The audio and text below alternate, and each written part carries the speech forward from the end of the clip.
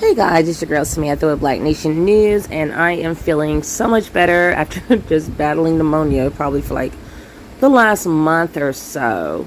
So I'm just going to jump right in. I just saw this video on Paris Milan's channel. I was just scrolling through my YouTube and just happened to see this video about this woman whose husband left her after 18 years. And of course I quickly clicked on it because I wanted to see why he left her after 18 years. So this story, the reason I'm talking about it, because husbands leave wives all the time, wives leave husbands all the time. The reason why this one stuck out to me was just the way that he left her and just the responses and her response. And she gave more background into their relationship, so you can kind of see some things that were definitely, to me, I saw, where the red flags were. And I just wanted to speak on like some of the things I went through with my former relationship that I just got out of, because it was, to my knowledge, is probably the only narcissistic relationship I've ever been in.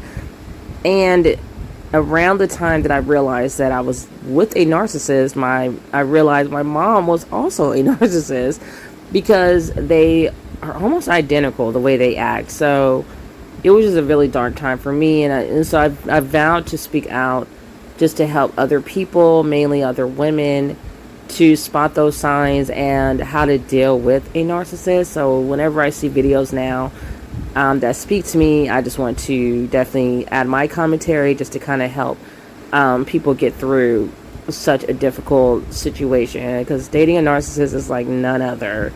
I mean, you definitely have some a-holes out here, but narcissistic people are a whole nother ball game. So let me go ahead and play some of this video, and then I'll come back and offer my take, or I really will be kind of talking in between the video probably, just to offer my take on the video. So let's go ahead and get into it. Like, I'm that woman who wants to retire her husband. Like little Tabitha came back home. So that's the first issue right there, is that I noticed that she was saying she wanted to retire her husband. I didn't even know that was a thing. I remember my children actually introduced me to the Tabitha Brown channel, YouTube channel. They thought I would love her because she's a black vegan or a black vegetarian, and I was excited about her channel, but it's something about her that I didn't really care for. I think she I know it sounds mean, but she probably smiles a little bit too much, a little bit cheesing a bit.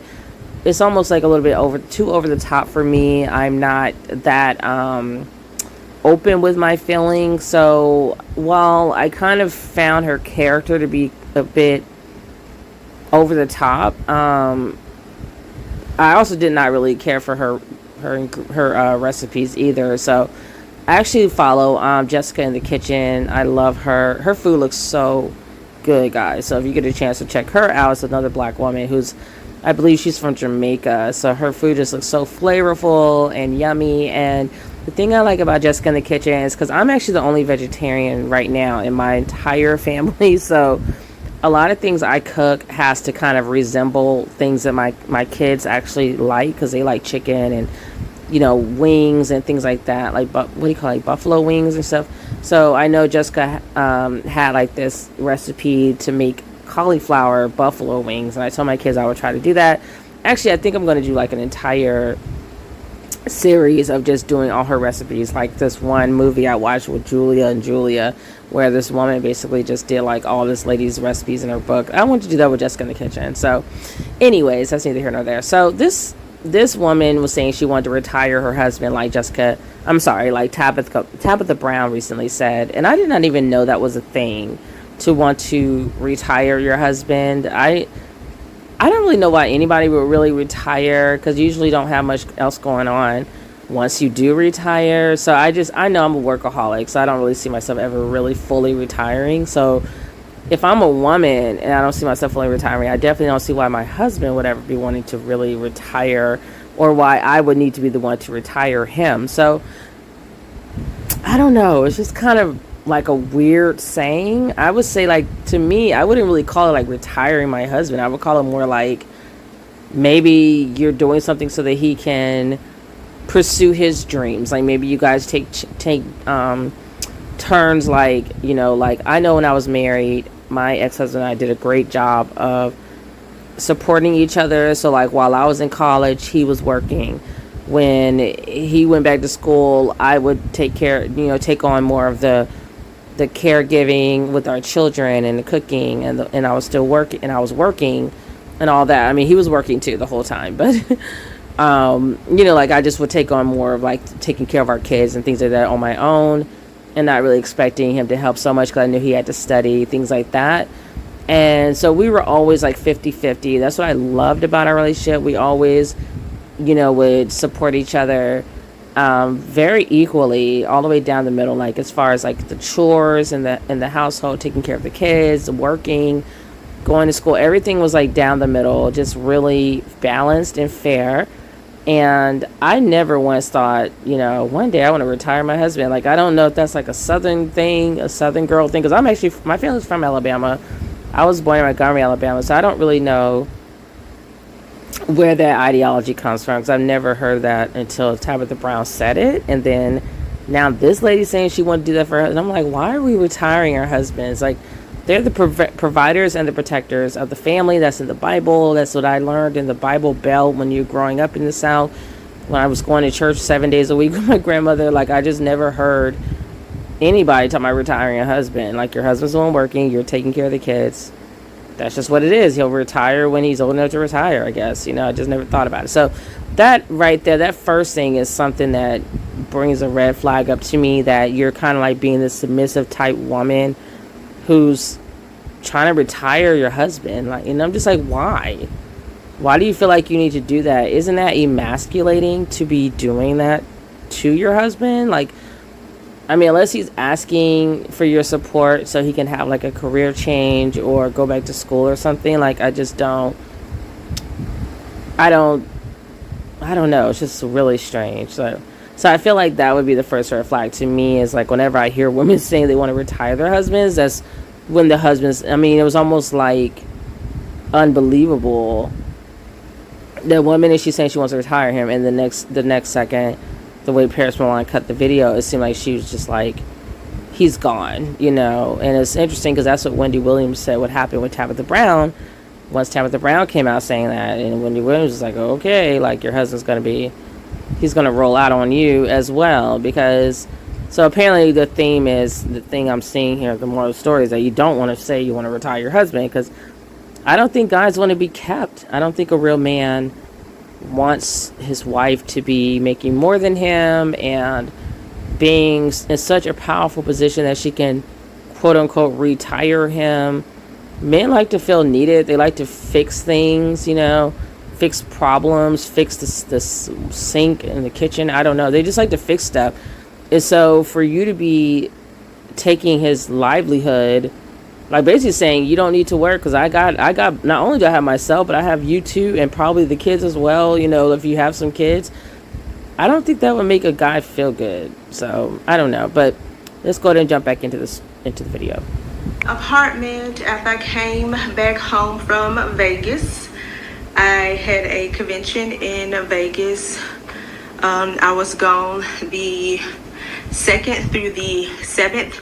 Came home to my apartment completely wiped out. My husband left. He left me my jewelry here in this room here. Yeah, and took everything else, including some items that belonged to solely me. He also took the washer and dryer out of here. I also took the bed. Took everything out of here, cut off the internet service so I can no longer work from home. And then cleared out the closet here, which y'all gonna like. Cleared out the closet here and left the wedding dress in here. I'll leave that right there for him. So the first thing that stuck out to me while she walked through her nearly empty apartment, it was actually funny because ever since I've been dating men, I've had men tell me that I'm like the man in the relationship. And when she showed that empty apartment, it reminded me of what I just did to my narcissistic ex-fiance. Because actually I packed up all of our stuff and I left his house, and he did not know that I was moving out. and I moved out with like 5 kids, so it wasn't like an easy move. It was like over probably like about a month or so. Like I told him I was going to leave in by a certain month, but I really didn't know how I was going to do it. I just knew I was going to do it, and God had me and my children, so he made sure to make a way happen, and he did. He came through as he always does. So this just reminded me of just that situation, because I literally cleared out his house, but most of the stuff that was in his house was mine. So I mean, I really didn't take anything that was his. It was like I had brought all the furniture, because when I moved into his house, which is a house he grew up in, he really didn't have like a family friendly house. It was like a bachelor pad, and I was moving in as a mother with 5 children, so I wanted to be comfortable for our children. So especially I was pregnant with twins at the time, so I wanted a nursery. I wanted, my now 5-year-old, but he was like a toddler at the time.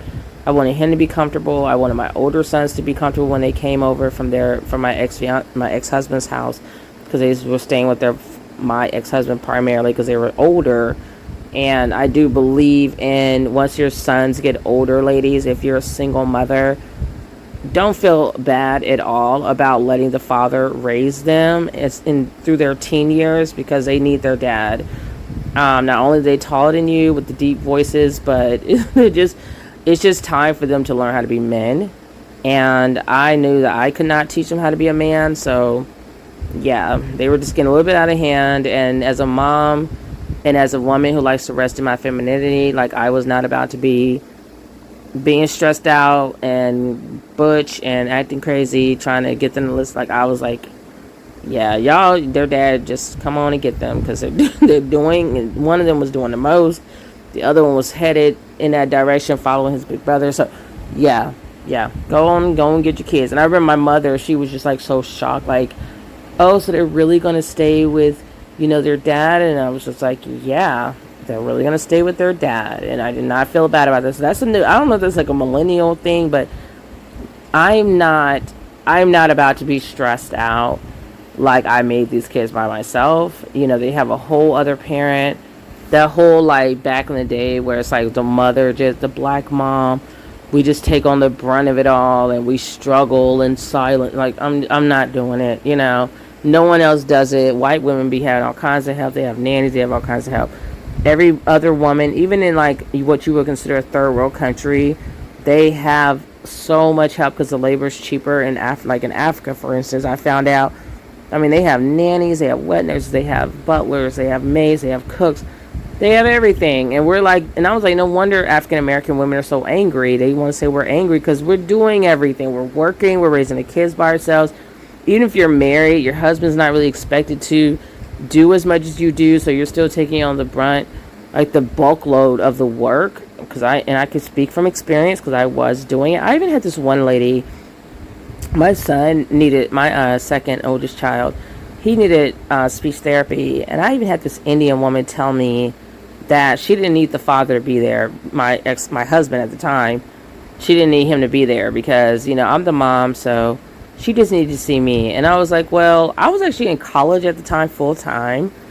And I just remember being really angry about that. Like, you're just assuming that I just have nothing going on. Like, I'm just sitting at home like the good little housewife twiddling my thumbs. Like, I've never been that type of woman, because like what happened to this woman right here, that shit can happen to any woman at any given time. So I've always been working to improve myself and my station in life, like my career, etc., my money, because you just had to have your own money, ladies, because you never know what, like she was saying, I mean, nobody ever knows what their man is thinking or their partner's thinking or whatever, and it's unfortunate because, of course, in a fairy tale land, you would like to think that you could get married and live happily ever after, but in reality, it's like a lot of things seem to come to an end at some point. And what I'm not going to be doing is be caught half stepping and be out in the cold because I don't have my own. So every time whether I was married or just engaged or just dating, like girlfriend and boyfriend, I made sure to have my own money. That's the rule. My rule number one: have your own. your own car, your own money, your own furniture, your own clothes, like everything your own.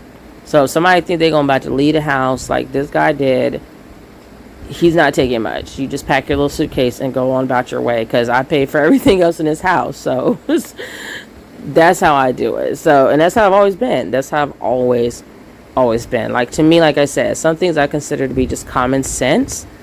I think I've seen enough in life where it would terrify me to just be like 100% dependent on a guy.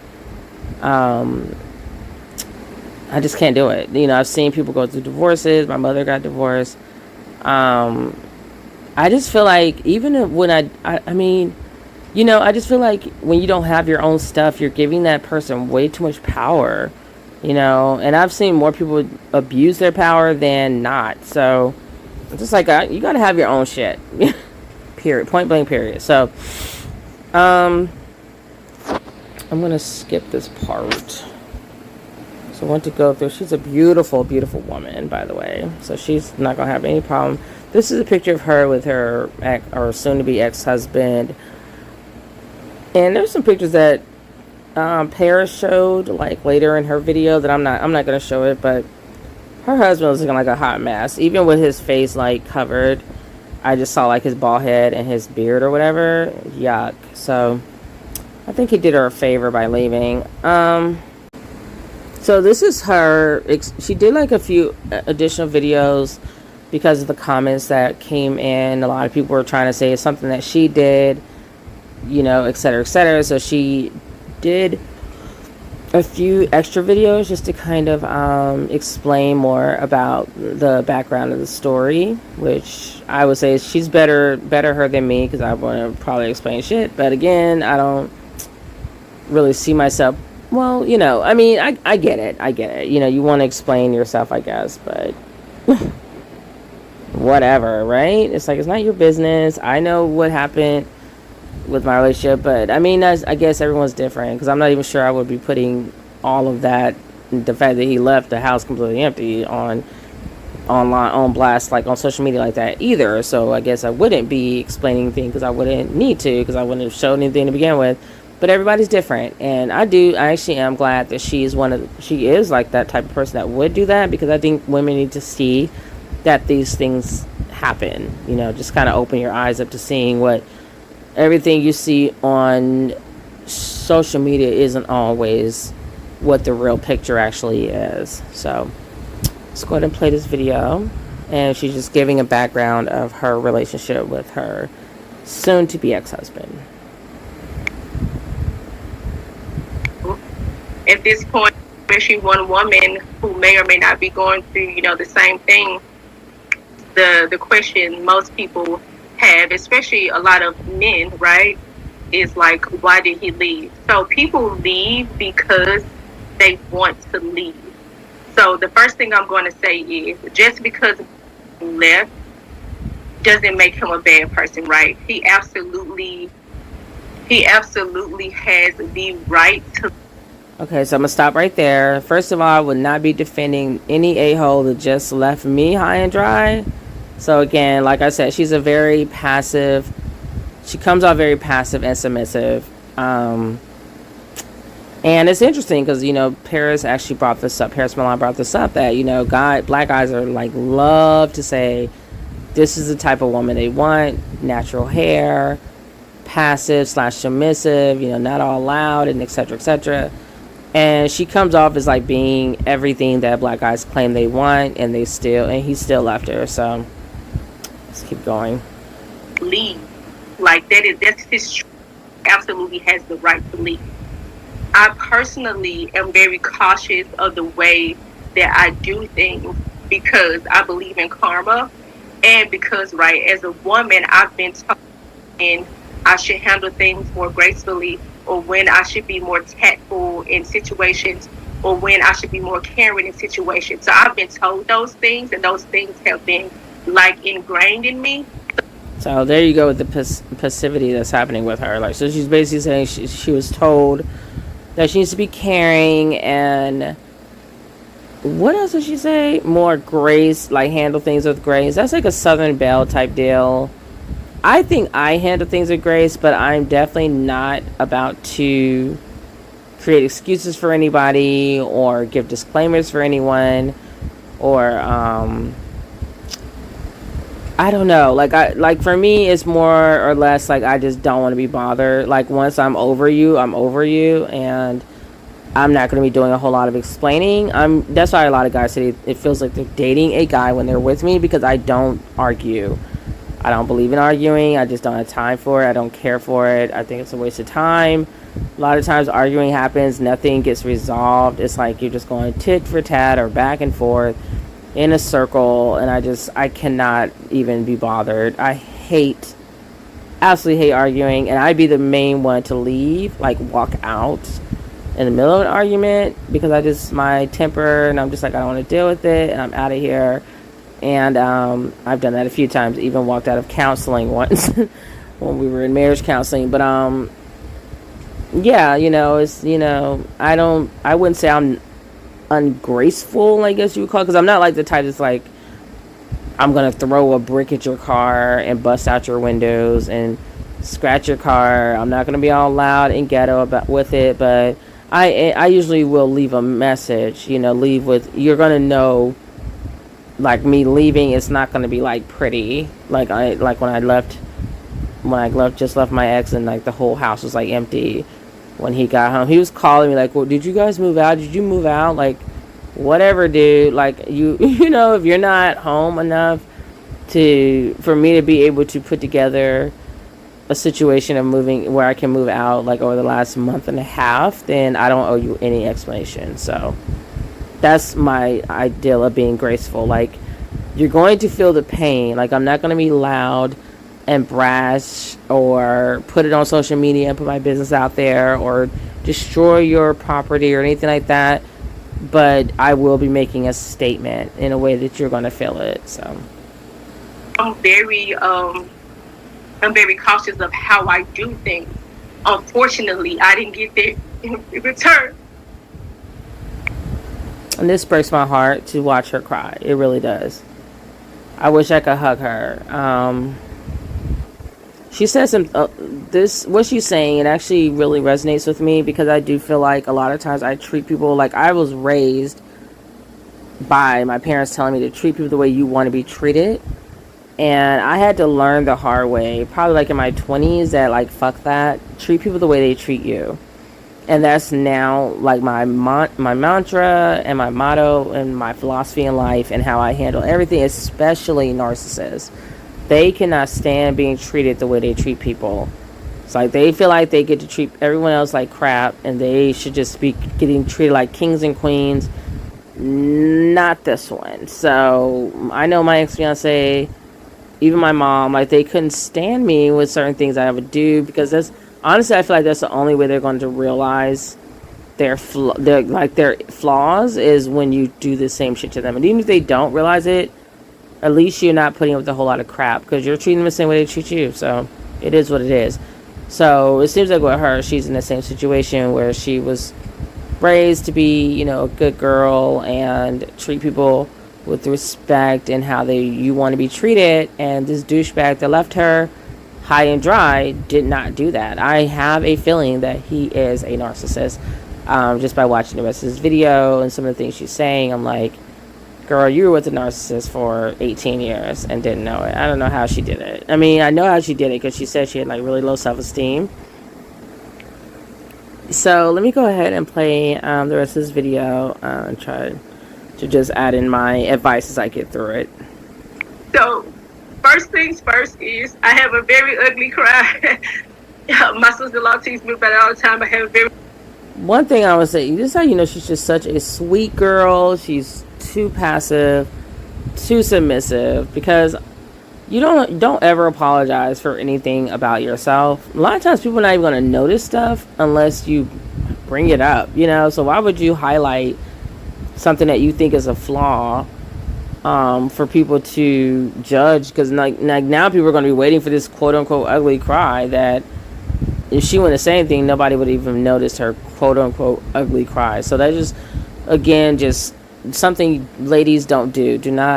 I don't apologize for anything. Like, don't apologize for being who you are. You know, just don't do it. A lot of times people just not even going to notice it until you bring it up. You know, like just no, just keep it moving with your life and do you and be amazing.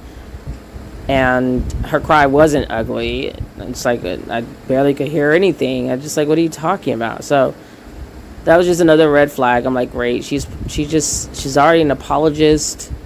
And so she's with a douchebag who I know he just probably really ran over her. And I'm glad he left her. I'm glad he it's like he took his own trash out by taking himself out of the house. He is trash. So, I wish I could hug her. And there's something so great about black women sisterhood. Like us, just when we come together, there is like nothing that can stop us. There really isn't. There's just something really powerful and spiritual about our bond and our union when we come together. Like I have these moments where I'm like, I need to be amongst my women, like my sister, my friends, my mom. Like I need to be around the women. It's just comes a time where that has to happen, because it's just nothing. You just will not get support like that, and no one's going to understand you like them, because I'm a woman, obviously. So I need to be around other women and get that estrogen energy, and it's just nothing like it. It's nothing like it. So I just pray that she has that kind of support, like real support, not no stupid support like, oh girl, you had a good one, you need to go back and get him. Child, bye. He's trash. Anyone that could leave somebody like this, he's a narcissistic a-hole. Be crying, so like it is what it is.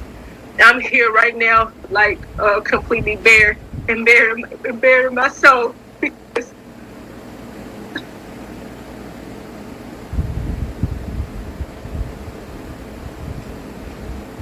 Okay. So am I stupid? Probably yes. Do I feel embarrassed and ashamed? Absolutely. Were there warning signs there? Absolutely. Absolutely.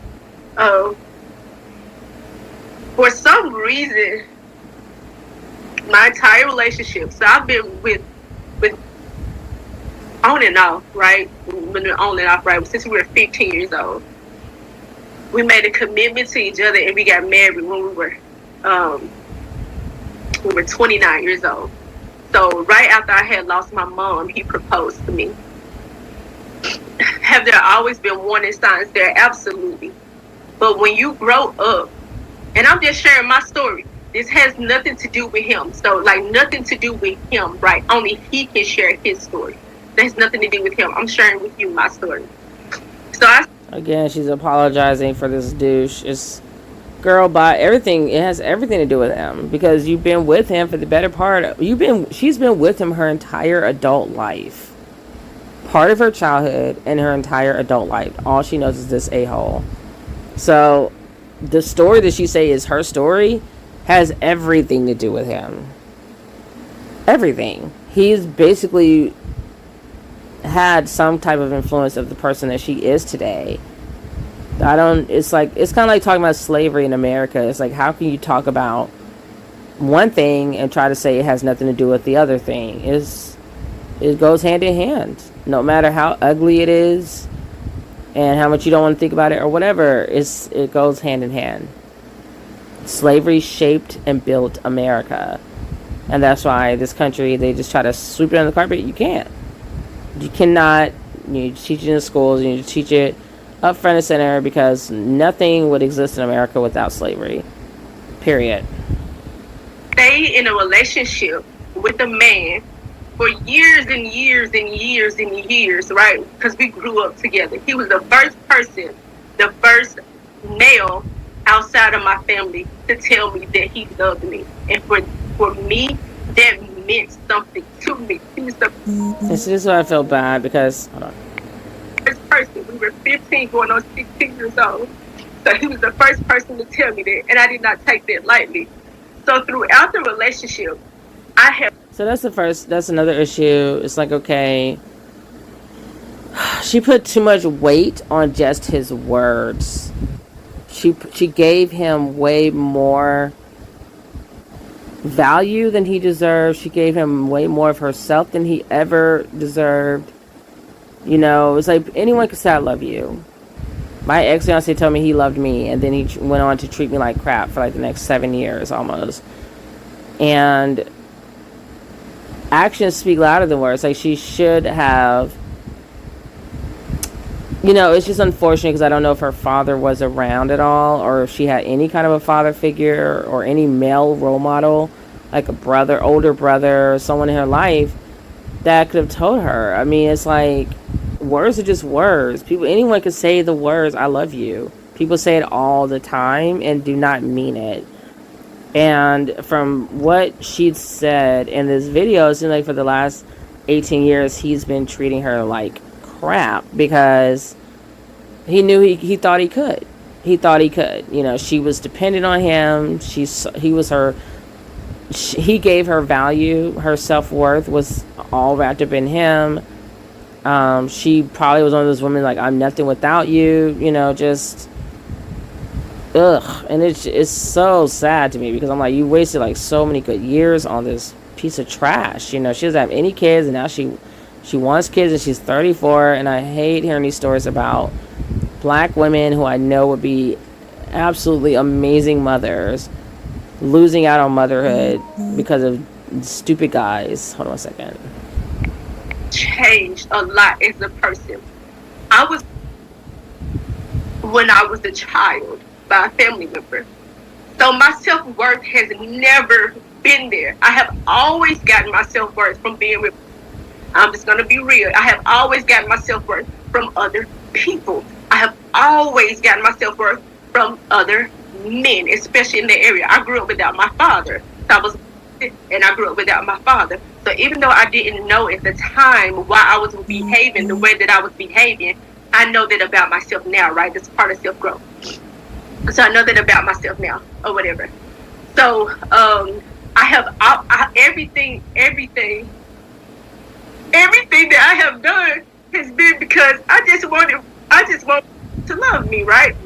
And that's my responsibility, right? I have to take responsibility there. So everything I've done has been because I wanted to love me, period. So when I needed to change something about myself, it was something that he didn't like, I changed that thing about myself. That's where we were, in that place. I was happy in that time. So I shared that time with him. I shared that space. Like, I celebrated him. I did things, you know, to uplift my husband, you know, publicly or whatever, because that's the type of things that I was looking for in return. So, all the criticism, like, I can tell you, most people couldn't walk 2 miles, and it just kind of is what it is. So to kind of get up to this point, for me coming home to a completely empty place, right? So prior to this, I have been doing a lot of work, especially, I'm going to say, within the last year and a half. And if you follow me on Facebook, you'll really see in my posts, like, how my posts have transitioned in a year and a half. And my goal is to be a better person so that I can be better, not only for me, but to the people that are in my life or whatever. So I've been doing a lot of work on myself personally. I've done self-love coach training. I recently became a self-love coach, and I came home yesterday.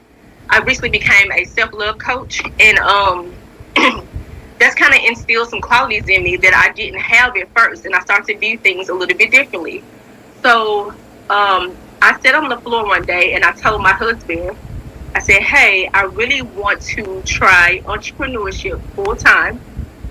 No, it wasn't just about, like, someone smart tried to say my MLM business. No, it wasn't just about their business or whatever.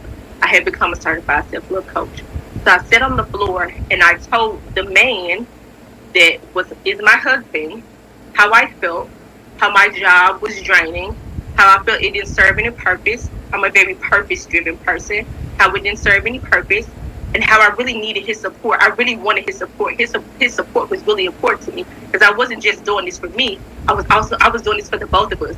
Like, I'm that woman who wants to retire her husband. Like little tappets around. Like, I want to be like that. So his support I think it's weird she calls her little Tabitha Brown.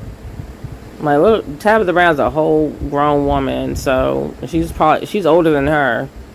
Tabitha Brown's in her 50s. I want to say she's like 56. Well, someone said she was in her 40s or 50s, but either way, she's older than this girl here, and so that's kind of interesting. She kind of like is now almost like belittling who Tabitha Brown is.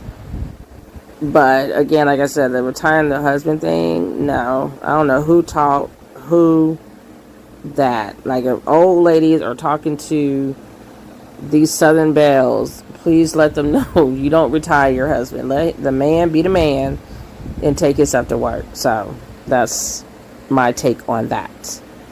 His support was very, very important to me. So when I sat on the floor and poured my heart out to my husband and told him my plans and my vision or whatever, to be told, his exact words were, the only way that I can support your dreams is for us to live separately. I'm going to tell you why that hurt me so much. When my husband decided that he wanted to own his own Avis budget, this was a few years ago, he wanted to run his own Avis budget. I didn't tell him any reasons why he couldn't do it. I needed him only to see the reasons why he could do it. She doesn't need to tell me her story about her supporting her husband. It was very obvious that she supporting him way more than he ever probably supported her in anything. And again, this is something that I thought was interesting that he said that, because I know my ex-fiance was constantly trying to push that on me, that he wanted us to be together but live separately. And I just did not want that. Like, I was thinking I was okay with it, because I don't see myself really living with a man, but I feel like if you don't want to live with me, we don't need to be in a relationship. And so I'm okay. I like being single for now. It works for me.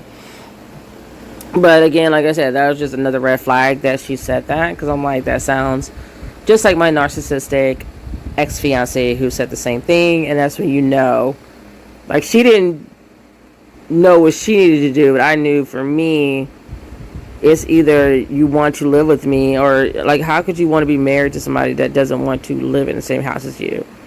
Like, am I that unbearable? And then it's like, how much fidelity is really going to be in that relationship? Like, are we going to both be, how can you really trust that he's not cheating on you if he doesn't live on the same roof with you? So it just leaves a lot of things out there to be left to the imagination, which you don't want in a relationship. You want things to be very transparent and to be able to have that trust and that loyalty and that respect. And I just don't think it's respectful for your husband to want to live in another house away from you, unless unless that's just something you guys both want to do for your own reasons. It's just, I don't know, it just seems like a lot of red flags right there.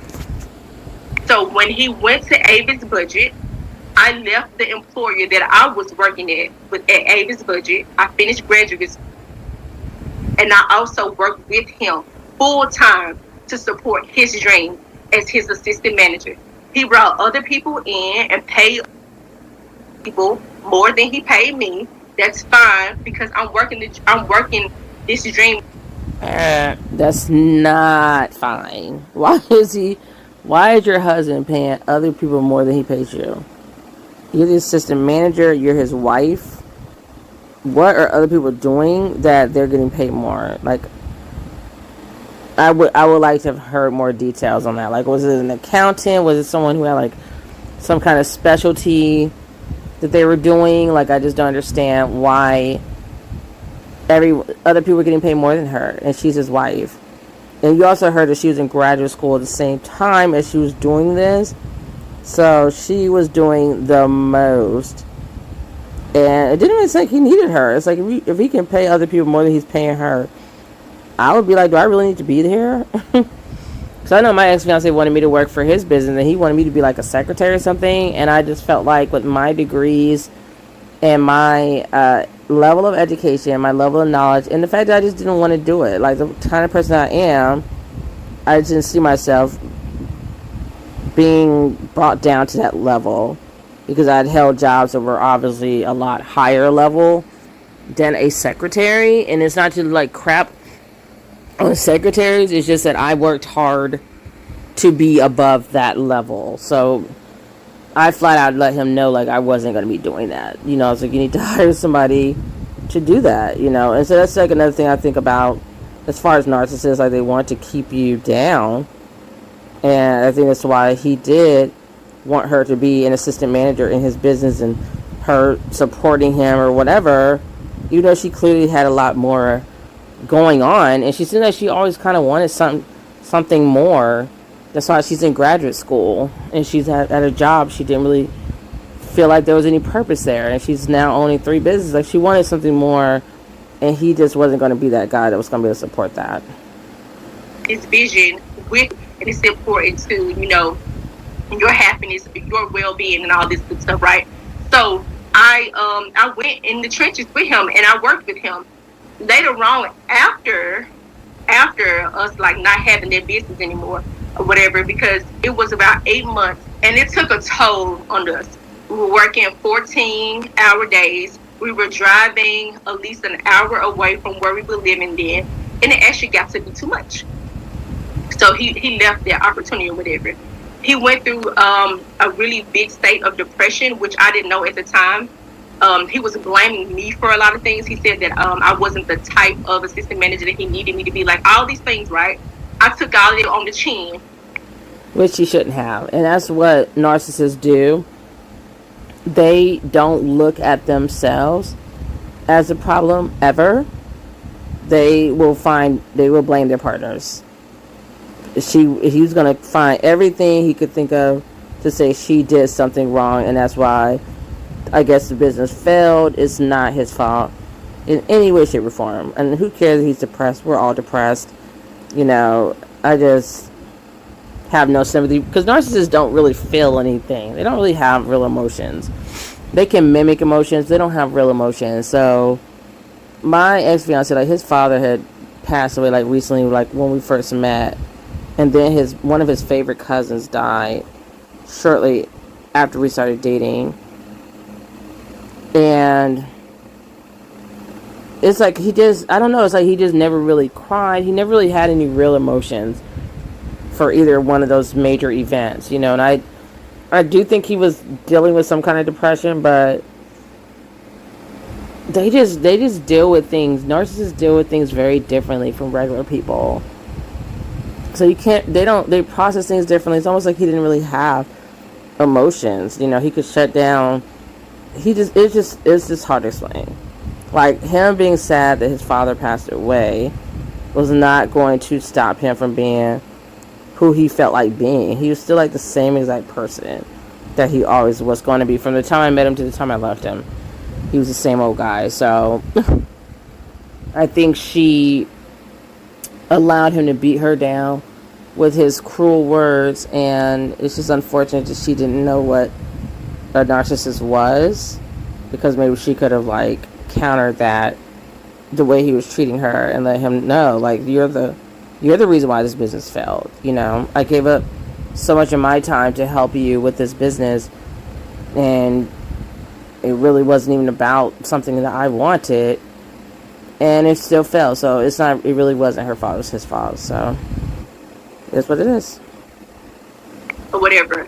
And I came back and I told him, while you may see these things as a failure, I admired him for taking the chance and taking the risk when it came to Avis budget. One, not a lot of people get to live. So this is how you know he's a narcissist as well. It's like she's uplifting him and she's trying to do the right thing. Like, there's nothing wrong with what she's doing, but there is, because she doesn't know who she's dealing with. And so she's uplifting him while he's tearing her down. How does it make sense? How does that make sense? He didn't deserve to be uplifted while he's blaming her for every problem that happened with his business. Like, she didn't even need to be there. It's like, it's your business. I don't care if I'm your wife. Like, I don't need to be here. This is your dream that you're following. Just because you guys are married doesn't mean you don't have your own dreams. And so this is why I don't really care for marriage, because like it's like no matter how progressive this country acts like it wants to try to be, people still continue to put women in these weird traditional roles, and you really don't get to be free of them unless you're not married. So, ugh. Live out their dream or go for opportunities like that. So I admire that. He was able to get the income and the capital, to start their business, because he had to have payroll and all that good stuff. Like, these are things that I admired and I verbalized to him. Like, I was very, very proud of him. So even if he took it as a failure, it really wasn't. Hey, y'all, it really wasn't a failure, because he got to do something that so many people didn't get to do. So fast forward to us sitting in counseling, because once he told me we had to live separately in order for him to support my dreams, we had to live separately. I was like, well, maybe we need to go to counseling. We've been to counseling a few times. Maybe we need to go to counseling. And actually, while you're being smart, I wasn't a self-love coach at that time. If you listen to the story, I actually became a self-love coach here recently within the last few months or whatever. And I did notice my husband was depressed. That's why I allowed him to do what he needed to do in the healing process, what he needed to do to heal. And I was there for him, actually, when he went through that process. So while you're running your mouth and you don't know who I am or whatever, that's just your answer to that question. And I don't mean to sound like that, but it's just kind of what it is. So I'm sorry about that, y'all. But he went through his process. So when he told me that the only way he could support me going after my dreams was because it made him uncomfortable. He absolutely has the right to be uncomfortable. Like, I would never, ever. No, he didn't. What was he uncomfortable about? He's uncomfortable about. He's uncomfortable with the fact that she was gaining more confidence in who she is. Who she is as Portia, and he wanted her to continue to be dependent on him. He wanted her to continue to seek her value and her validation through him. And so with her finding herself and taking the time to find out what Portia really wants and to find her own happiness, a narcissist would be uncomfortable, because now it's like you're going to be changing the power in the relationship. You're going to be changing how the power structure is built once you know who you are and you have more self-esteem. That's what really made him uncomfortable. That's why he didn't want to live with her anymore. Because I'm like, why would you want to be living in a different place just because she wants to start her own business? What does that have to do with you? That you had to be living in a whole nother house? He's ignorant. And this is why black people aren't able to build. Because black males are so immature and so insecure, which is also another word that narcissists like to call you. They like to project a lot and gaslight, so they'll say you're insecure when they really are the ones that are insecure. Because it's like they're already living in like an apartment, so they're not rich. So I'm like, how did he expect them to afford to be living in separate homes? How do they have money to do all that? And that's why I was looking at my ex-fiance when he said that stupid shit. Because I'm like, we're not balling out of control. We have 6 kids between us. Because he had a son from a previous marriage. I had 2 kids from my previous marriage. Then we had our 3 together. So I'm like, how are we supposed to be building? Because he was supposed to be this pro-black activist or whatever. And that's what I really liked about him in the beginning. Was what I thought he was. But I'm like, how are you a pro-black activist and you really don't know how to build with a black woman who has your children? Like, I gave birth to your children. So that's another red flag that you need to look out for. Like, if he wants to move in a whole other house, it's like, for one, it's probably because you want to sleep around. 2, it might be because you're abusive and you don't trust yourself to live in a home with your victim because you don't want to harm them, and you know you don't really have that self-control. And 3, you're not really about building, because you can't build when we are living in separate homes and splitting our household income. When we're not billionaires. We're not Oprah and Stedman. We're not rolling in the money. So most normal people, if they want to build wealth, they have to live together. That's just the reality of it. And most wealth is built from having a home and owning a home. So take anyone's feelings away from them. That's the biggest difference between my husband and I. I let you feel what you feel, and I honor your feelings. So it made him uncomfortable. So we went to counseling, and the goal was to eventually come to an understanding where we would stay together, right? So my counselor asked me what I needed in order to stay, for us to stay in the same household and to continue our marriage. And I told my husband what I needed in order to stay. And all I needed was for him to support my dream.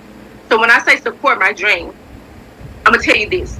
I've always paid my bills. My husband and I have always kept our money separate. I've always paid my bills. The car that I drive, I pay my car note. The car note has insurance. I pay the insurance on their car. Any credit card bills that I've had, I pay my credit card bills. Any educational expenses I've had, I pay my educational expenses. Any investing that I've done in my businesses, I pay those expenses or whatever. And then my husband came up with the plan. He said, hey, I need an additional $600 towards household expenses. So with all my individual bills, I also contribute $600 to the actual household. So when I talk about support, it was for my husband to be on my side. Emotionally. She didn't really have to explain all that either. It's like, he's a narcissist, okay? So it's already a given, and he's a black male. And black males are just not built like they should be built, like real men. So it's already like a given that he's not going to be he's not paying all the bills. Like, she's not asking for financial support for him to pay all the bills, including her, quote unquote, her bills, which to me is kind of strange. I'm like, if you're married, why do you have your own phone bill and all these things that are like in your own name? I know when I was married, everything was joint. And I mean, like, everything. Car note, bank accounts, phone bill. We were on the same phone plan. Like, I don't understand, like, why are you getting married if everything is separate still? And so that to me is another red flag. That's just another red flag. If I can't even enjoy my stuff with you and really build a life with you together, then we don't need to be together. It's just not going to work. There's something wrong here. There's something off here. It's just like, what's the point of being married when we don't even trust each other enough to build financially together, let alone emotionally together. And so it was kind of a given. I already knew that what she meant was she wants to just that emotional support from him. They don't even have any children together, and it just seems like he's never been able to financially support the both of them by himself with no kids in the picture. So yeah, that's a problem. It's like, you are supposed to protect and provide. And I'm going to say this till I am purple and orange and white in the face. I don't care what color. My sons know that's their job. I tell them that like on a daily basis. That is your obligation to this world, to society, to your wife, to your family. That's what you do. That's what men do. That's what real men do. That's what men of all of the races do, except black males. So yeah, I'm raising the creme de la creme, the cream of the crop, point blank period. I will not stand for anything less. And ladies out there, like, I mean, I've basically been a stay-at-home mom through my marriage and through being with my ex-fiance, because he worked and he was like wanting me to stay at home. Through the marriage, it was fine. Even though, like I told you guys, I like to always have my own money. And I did still have my own money coming in from other things. From passive income streams. And then when I was with my ex-fiance, I still had my own money coming in. But the thing is, like, with him, it was not a healthy relationship. So it was very different than when I was a stay-at-home mom when I was married to someone who was not a narcissist. So But my point is that either way, like, I was with men who I knew would be able to financially support his family.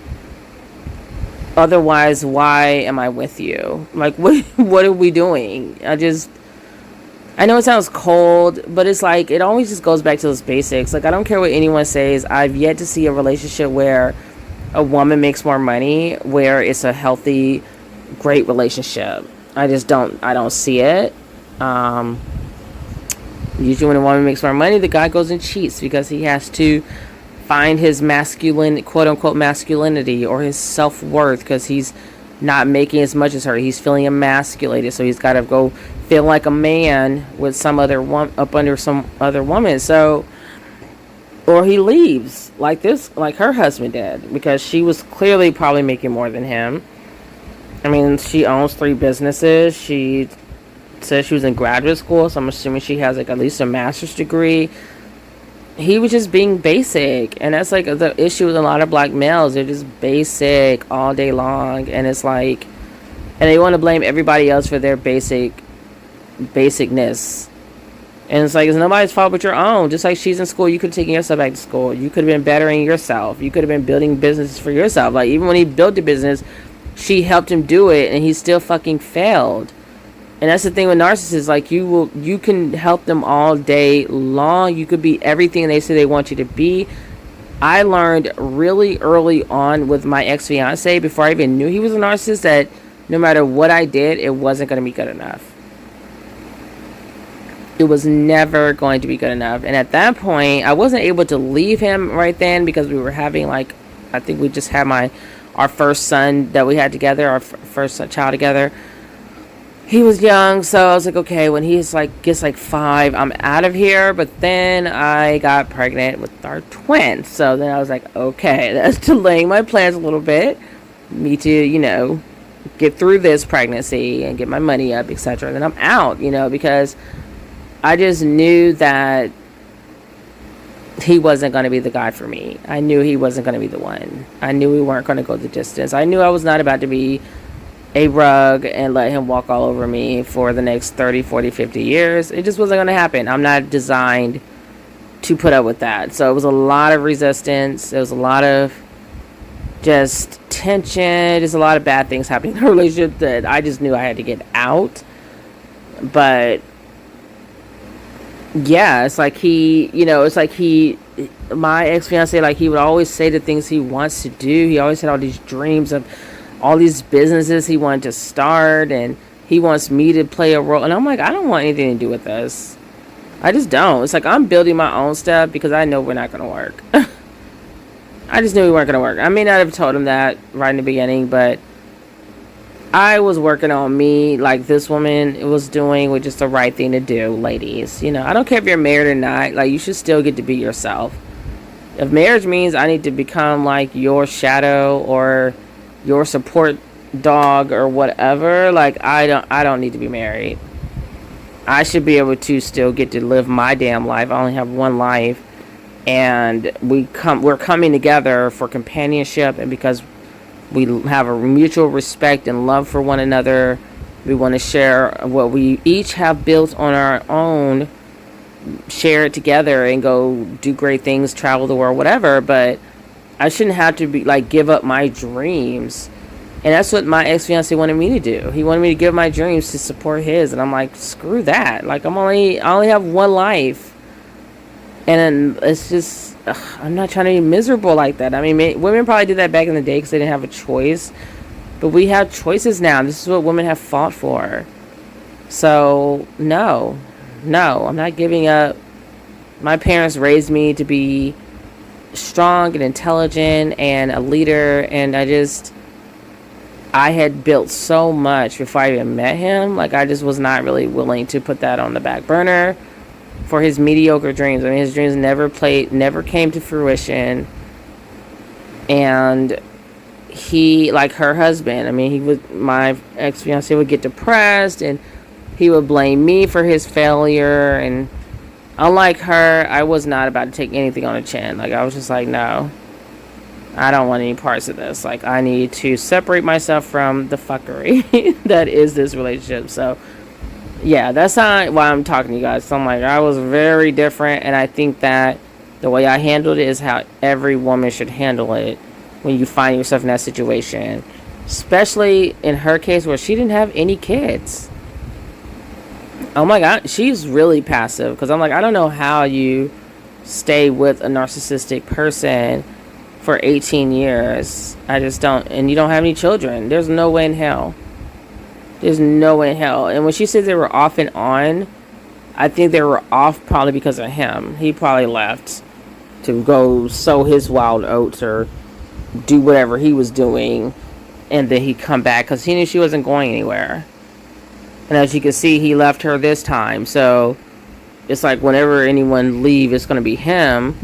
I remember my ex-fiance wanted that to be the case. He thought like, oh, if anyone's going to break up, it's going to be me leaving you. Nuh-uh. Nope. I will be calling my own terms in life. Like, no one's going to be controlling me and telling me what's going to be happening. It's just not going to happen. Maybe I'm a bossy bitch. I don't know. But I feel like you should be the boss at least of your own life. You know, even if you're not a boss of anything else, you need to at least be the boss in your own life. The major starring person in your own damn life's movie. And I just feel like the fact that she is 34 with no children and she put up this idiot for 18 years, it says a lot about her. She's very, very, very submissive, very passive. Very, very passive. And I know, you know, it shouldn't be a bad thing, but this world is so cutthroat, especially America. You just can't. You have to build a backbone. You have to be tough. You have to be, quote unquote, come out of character. Whatever you want to call it, you have to, quote unquote, come out of character, do what you got to do. But you have to be a fighter in this country and in this world if you want to be happy and make it out alive. That's just what you're going to have to be, you know, because I'm actually not a confrontational person. I actually consider myself to be pretty laid back, and I guess you could call that quote unquote passive. I don't know if I would say I was passive, but I'm very laid back. Doesn't take a whole, you know, it's like, okay, you know, I'm just like usually like just go with the flow type of bohemian type person, but I definitely have my boundaries that I've set over time where I'm just like, I will only allow you to push me so far before I bite. So let me go ahead and let this video finish up because I'm running long in this video already. To be in my corner and to support me emotionally. It was never about financially. I never wanted to give up contributing to the household. So that's the thing that really, really hurts through all of this. So fast forward, I go to Vegas. There was a comment, oh, well, you know, you went to Vegas. Going to Vegas is more important. One, I go to Vegas every year for my business. And it's between 5 days. I actually invited my husband to go to Vegas with me. He said no, because he wanted to use his time to take a trip for his vacation during his birthday. He said no because he was already planning on moving out because he's a sorry ass. Instead of being a man about it and telling her what he really was planning on doing, he disappeared in the night like a coward. In November. So he's like, well, I want to, go and do a trip in November or whatever for my birthday. And I'm going to keep that time for that. Okay, cool. So I extended it. So I actually wanted him to come so he could see why my business was so important to me. At least one of my businesses. I have 3 businesses. So at least why this particular business is so important to me. And I don't want to give up on it. And a lot of people who have like side businesses and side hustles, it never becomes more than a side business or a side hustle because we're too busy putting our energy into other things. So all I wanted was a chance to put all of my energy into this thing, even if he had given me a time frame, into this thing that I feel like will grow exponentially. It will be a foundation like to generational wealth for us. So all I needed was some time and support. And that's all I was asking for. I was never asking to escape my responsibility, to my household. I'm always very clear that this is what's expected of me when it comes to the household. So I was never expecting to escape those responsibilities. So when I was in Vegas, there was communication in Vegas, but then all of a sudden the communication stopped. And I was like, we weren't fighting or anything. Like, I don't understand, like, why or whatever.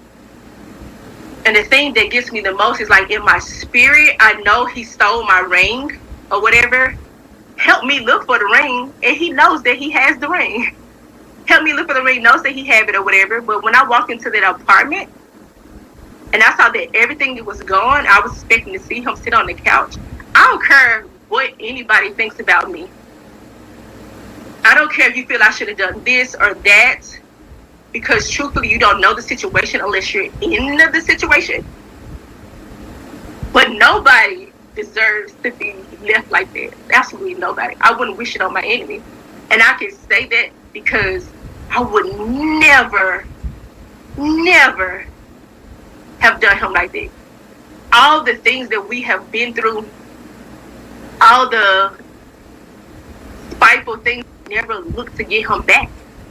Like, it's not in my spirit. Like, if I say I'm going to be with you and I'm going to, to support you, that means that I'm agreeing to move past any hurt or whatever. When we're in counseling, y'all, there was things from when we were 16 and 17 years old with my husband.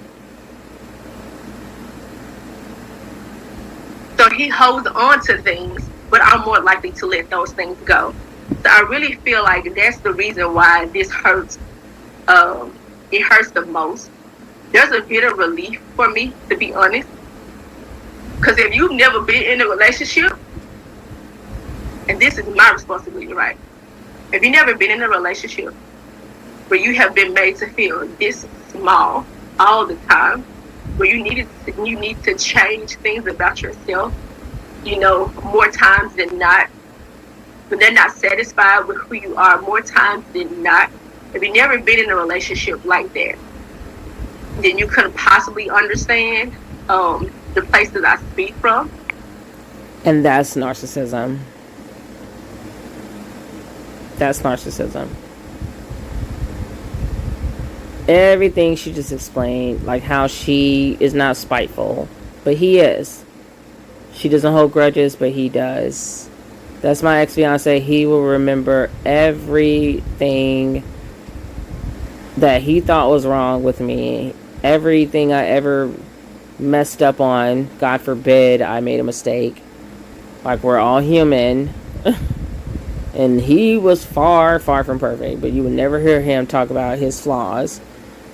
And like what she just said really, really spoke to me. Because it's like, you're with a narcissist when they're with you, but they're constantly trying to change you. And they're changing you more than they're not changing you. Like, they're usually, and it's like to the point where it's like, why are you even with me when you basically want me to be like a whole nother person? Because you keep trying to make me change who I am and what I'm doing and how I think and what I want out of life and just everything. And then to make it even worse, you change yourself, but they're never going to be satisfied. That's when you know you're with a narcissist. They will never be happy with you no matter what you do. I stopped very early in our relationship doing what he wanted me to do. I saw very quickly that he was going to be that person. Before I even knew what narcissism was, I saw very quickly, because I didn't find out what a narcissist was until like I was already pregnant with our first child together. But I saw very quickly, like, just from how he talked about other women and things that happened in the past with other women and how he was with me, like, he just was never going to be happy with stuff that I did. He wanted me to be perfect, and he was far from it. He was extremely far from perfect. Not even close. Not even close. And in their minds, they are perfect. And they think they're like, well, I just need to get you to where I'm at. Like, I need you to be perfect too, because I'm perfect. They're so delusional. It's clearly a personality disorder. Like, it's a real problem. It's a real disorder. It's a real thing.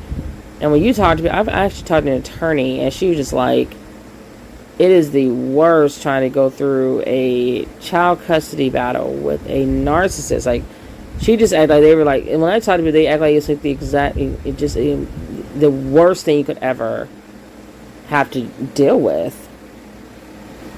And I'm like, if that's the case, we really need to do something about people having to deal with them.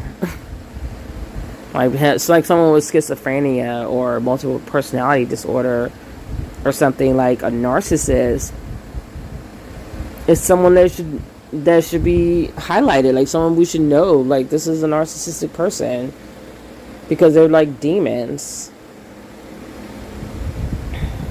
But all I ever wanted was for my husband to love me for me.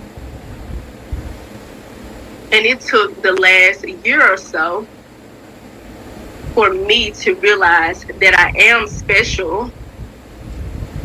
And that we all deserve to be loved the way that we deserve to be loved. You see what I'm saying? We all have love languages and stuff like that, things that are important to us. And my love language is affirmation. So communication is very important to me. So I would never just run out on you without communicating with you about it. Like, I've been blocked on social media. I've been blocked from his phone, like all this stuff. Like, I was blocked ahead of time. Like, he was like, I'm done. Peace out. Like, your closure is not my problem. And you know what? In a way, I can appreciate that. Because it forces me to take a long, hard look at, like, who I am. And she don't need to appreciate nothing. He's an a-hole. Y'all see I'm working on my cousin. He is a jerk. I gave you 18 years of my life. She deserves an explanation. But she wasn't going to get that from this clown. Like, anyone that could just leave you like that while you're off at work. And she's with their sister-in-law. So it wasn't like she was out living it up. Like, she was with a family member of both of theirs. A mutual family member who probably would have run her mouth if she would have did anything crazy. And he definitely owes her an explanation for his fuckery. Like, how do you just leave in the middle of the night like that? Like, how do you just leave like a freaking coward? You slink out the door with all of our stuff. Who does that? That's disgusting. Like, I've never been with a guy that like took all the furniture. Like, what are you doing? Just ugh. Like, the guys nowadays are just made. They're so bitch made. So they're made like little girls. It's like, you don't. I've never seen that in my life. I've seen a lot of relationships not work, and I've never, ever, ever, ever seen with my sister, my mom, me, any woman in my life. I've never seen a guy take all the fucking furniture. And all the damn, where were her clothes at? All he left was like a wedding dress in the closet. I'm just, like, when I think about it, I'm just like, wow. I didn't see a TV in there. I didn't see no living room furniture. I didn't see a bed. I didn't see anything. Like, he took everything and then blocked her like a piece of crap. And you know why he did this? Because he's a fucking narcissist. He has the nerve to act like he's the one that's mad because she dares to try to better her life. She dares to try to be happy. So he's blocking her like has the nerve to be mad at her. That you took all of our fucking furniture. You should have just rolled your black ass out the door. Like, took your clothes in your little raggedy suitcase and left. You sorry piece of crap. Because to me, the fact that he took all their furniture makes me feel like he had an apartment. He had to have a whole apartment to put that furniture in. Because if narcissists are, if he's a textbook narcissist, he is not spending money anywhere that he doesn't want to, like in storage or anything. So he had already, that's why he took her ring. She said the wedding ring was gone and she thought she lost it. He helped her look for it, and of course, in hindsight, she probably realized that's what he must have did with it. He must have pawned it so he could go get himself a down payment on another place. This is like a bad Lifetime movie. It forces me to, to deal with it or whatever. Like, I'm not innocent. I'm not perfect. I hate that we have to say that or whatever. Like, this is just me sharing my story. I place no blame. Like I said at the very, very beginning, absolutely had the right to want to leave. Like, that's his right to want to leave. And maybe he owed me nothing at all. Maybe he owed me nothing at all. He owed her 18 years of playing with his ass. You owe me at least an explanation, and all our damn furniture and all the stuff you took out of the apartment. Give it back. But I would have never taken everything that was, because he feels righteous and right in what he did, right? But of course he does, because he's a narcissist. I would never take everything that we accumulated during a marriage, take for myself, and then just be out. Like, no communication on nothing. Like, that's what they do. That's what sneaky ass narcissists do. They just stop coming home. That's what my ex-fiance did. He just decided, he's like, COVID happened, and I told him not to come home because I was worried about him passing it on to our kids and me because of his type job that he's in. And he just took it as, I mean, he was already staying out all the time anyway, like, quote unquote working. He would come home like a few times a week or whatever, and it just got to the point where he just stopped even doing that. And by the time I left, was able to leave financially, was able to leave his stupid self, I was already checked out of the relationship. I was already over it. And it's like, well, duh. And I guess in his head, being a narcissist, because they like to keep people separated, compartmentalized. They like to keep things separate. So for him, he was like saying that we were still together, even though I'm living in a whole nother house with my ex-husband, who was helping me out. And he doesn't, my ex-fiance doesn't know that, and it's not his damn business. But I felt safe in my new house. I was happy for the first time, and I told him we absolutely are not together anymore. Like, when I first had left his stupid self, he was constantly trying to say we were not broken up, we were still together. Just saying those words makes me want to vomit. He was always kind of like trying to act like he wanted to know ways of like how we could get back together, or what did I want him to do so that we could be together again. It was just like ridiculous to me. And that's what narcissism is. It's like, how could you not know that your actions was leading up to this? Like, you acted like you didn't want to be together, but they're so like cold and lacking empathy and compassion that they don't even know how cruel their behavior is. It's like a whole nother level of selfishness. It's not just selfishness. That's not even enough to explain it, to call it that. So I just call it narcissism. There's really no other. It's just such a deeper level of just self-absorbed of just the world revolves around that narcissistic person. So he's like totally oblivious, while I'm just like, there's no way in hell that I would ever be in a relationship with you again, ever. And I told him the only way we could ever be together is if you went and got counseling. You would have to basically not be who you are for me to get back with you. That's basically what I told him. Was like, you have to become not a narcissist anymore. Otherwise, no dice. That's not me, but it's just kind of what happens. So, no, we don't have any kids. Somebody asked me about my son. I'm a Sagittarius and he's a Scorpio. We don't have any kids by the grace of God. But for those of you on TikTok, like, you don't know, like, a lot of my story, more of you on Facebook do. But like, I actually been wanting kids here lately, like, and it's really been on my spirit. Like, I want kids or whatever. And it's sad. See, she's about to cry again. And it's gonna make me sad. I really take it very personally when I meet black women who are educated and successful and just, oh, they're just such amazing, beautiful women. And it's like, that's how I had my kids. I had my kids. You can call me selfish, but I read an article once that to have children nowadays, you have to be selfish because you really don't need children like you did back in the day where they had the farms and all that.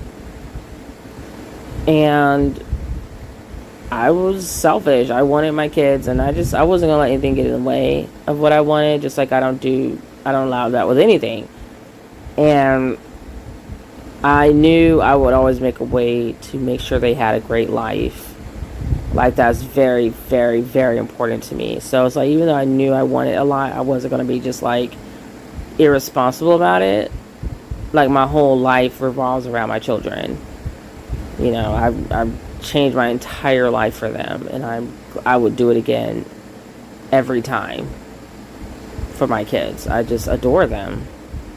And so it does break my heart when I meet or see black women like this that you just know they would have been amazing mothers, and they're just losing something so incredible because of douchebags.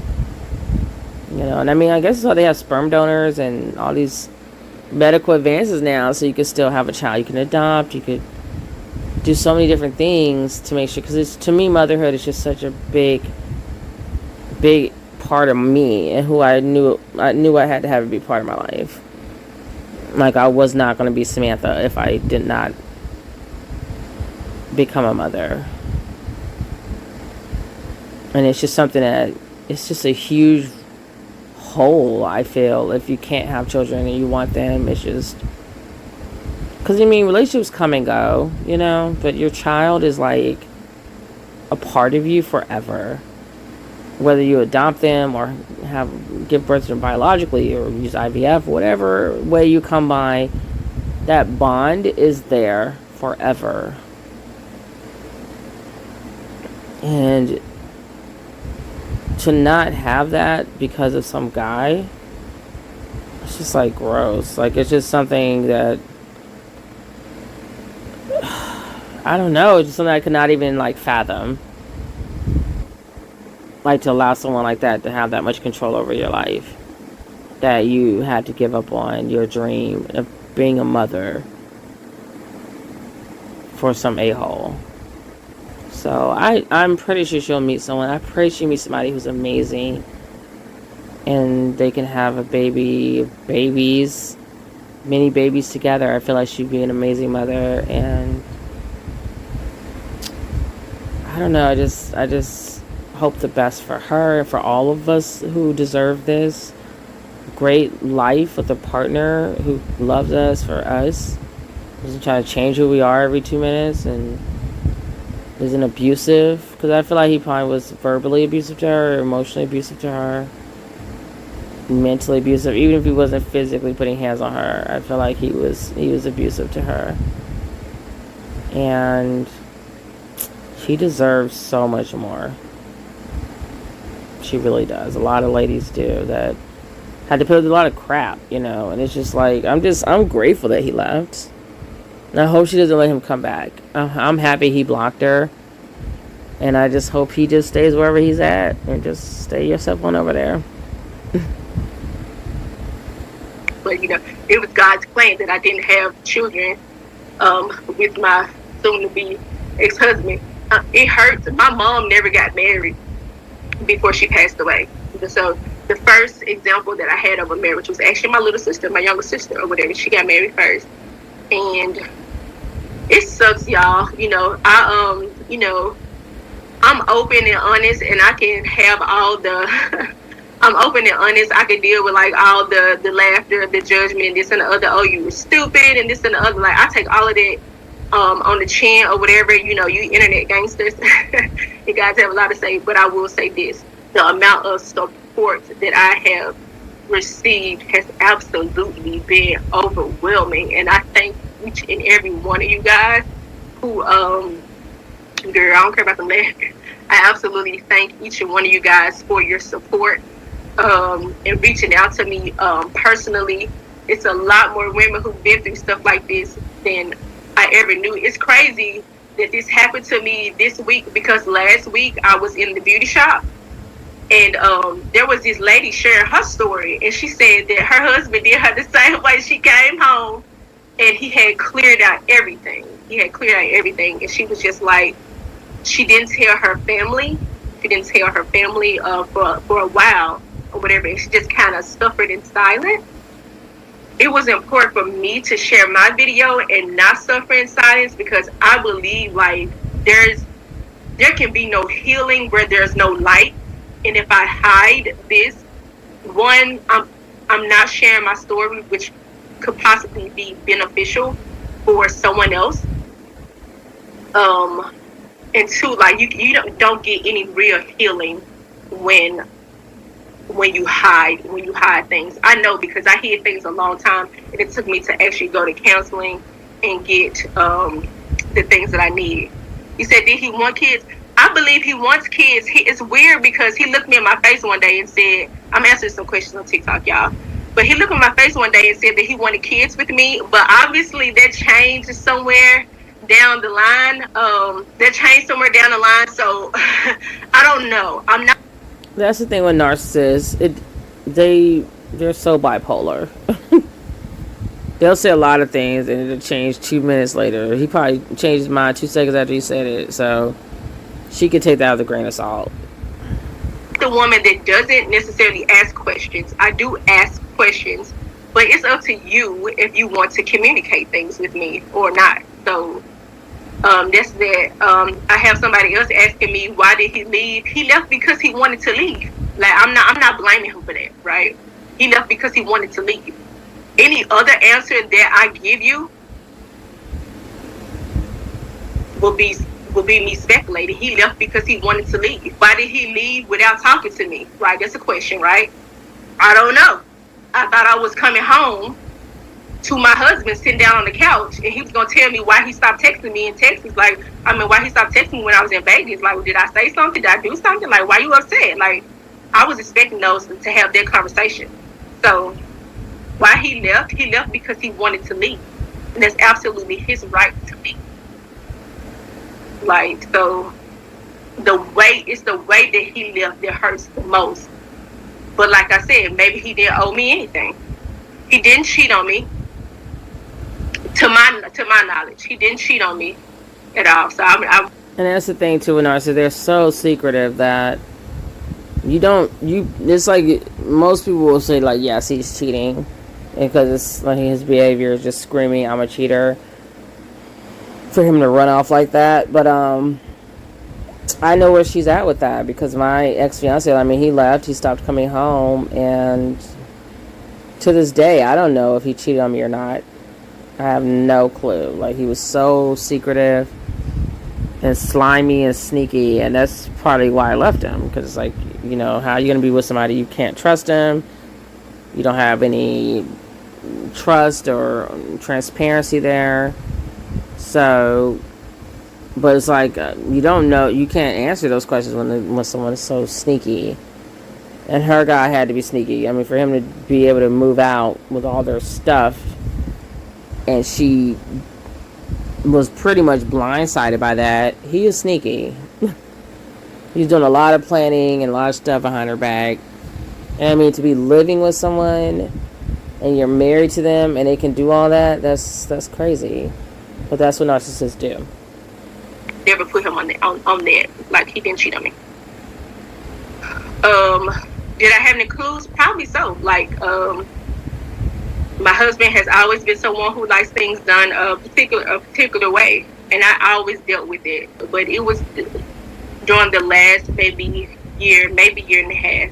I know for the last year for sure, where I'm doing this self-discovery and kind of finding my self-worth, that these other spirits kind of come out. I've been told that, people noticed a spirit of jealousy in him. I don't know. I always try to see him in this space of like light, and love. I always try to see him from like my perspective.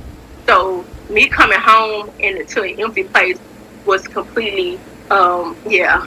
So I'm gonna ask that he cheated again. To my knowledge, he never cheated. So I won't put that on him. It was just he got tired of something and he left, and that's absolutely his right to do something else. I went to Vegas because I go to Vegas once a year for my business trip. I take a business trip, but I invited him.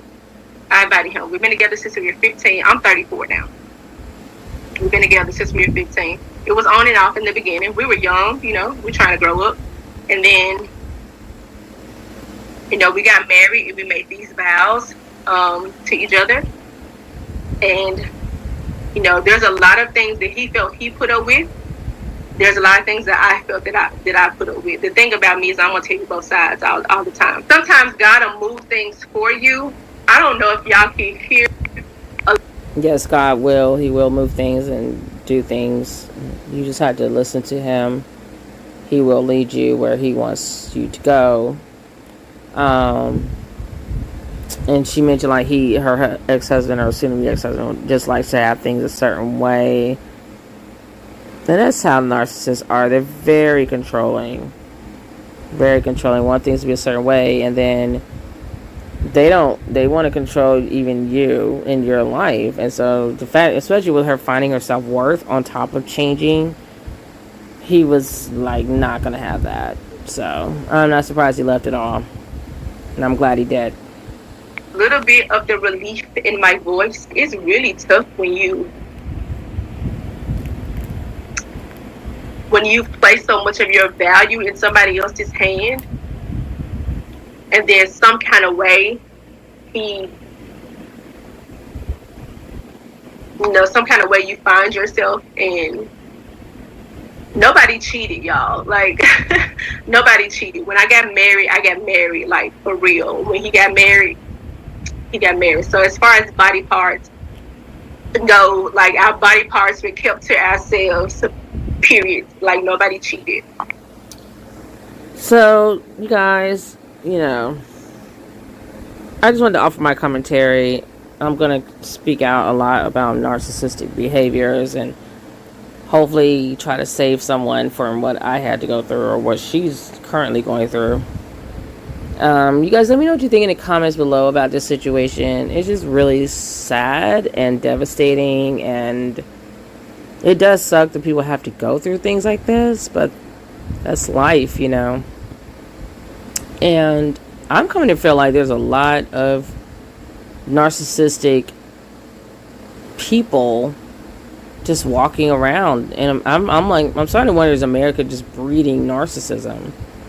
Just all these narcissists, because it's like you see that there's so many of them. Like, once you know what a narcissist is, you never forget, and you can spot them a mile away. And I mean, Donald Trump was a narcissist. Like, there's so many of them. I mean, he's still a narcissist, but like, he got help and became something else. He is a narcissist. There's so many of them out there, and yeah. So, it's just sad. But let me know what you guys think in the comments below, and until I see you guys again, take care of yourselves and each other. Peace, love, and light. I am gone. Bye.